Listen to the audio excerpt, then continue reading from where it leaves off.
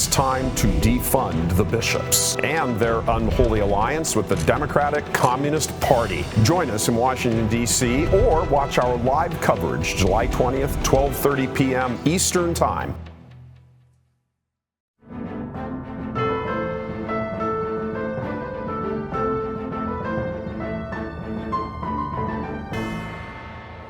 Hello, I'm Brett Eli. Today is Wednesday, July 19th, 2023. Here are your latest Church Militant headlines.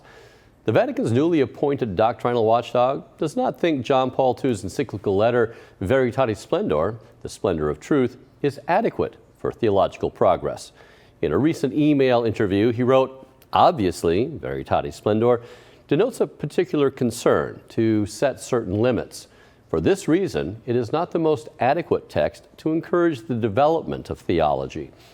The prelate further stated Francis wants him to, quote, help collect the recent magisterium, a phrase that has many Catholics puzzled, since the Church's doctrines and dogmas are unchanging.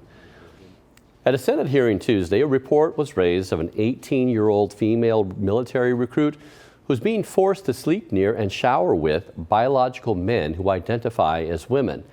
Following that hearing, one senator remarked, she could have basically resigned or stepped away. It was an extremely uncomfortable position, and I think this is one of the reasons why we're not meeting our recruitment goals now.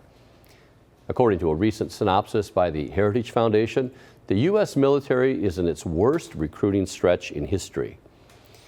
An Asian bishops' conference is permitting the laity to use a priestly gesture during the liturgy. Sunday, the Filipino bishops decreed the faithful may illicitly hold hands or raise their arms in the priestly orans posture during the recitation of the Our Father.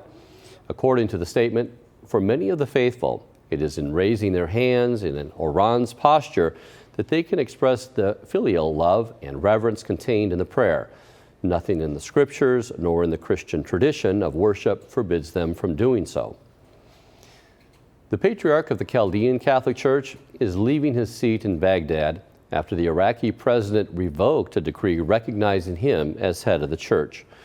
Cardinal Louis Raphael Sacco called the president's actions unprecedented, saying it was made in the midst of, quote, hypocrisy. An Iraqi Christian rights activist said, this is a political maneuver to seize the remainder of what Christians have left in Iraq and Baghdad and to expel them. An Arizona priest is calling on the state's phony Catholic governor to save her soul and stop promoting the murder of children in the womb. Father Craig Friedley reached out to Governor Katie Hobbs after her recent decision to expand access to over-the-counter hormonal contraceptives, citing so-called reproductive freedom. In his letter, the priest said, you should immediately repent and go to confession for advocating for abortion in the public square. I'm Brad Eli. Those are your Church Militant headlines. Please watch the Vortex today, where Michael talks about corrupt left-wing bishops. God bless you.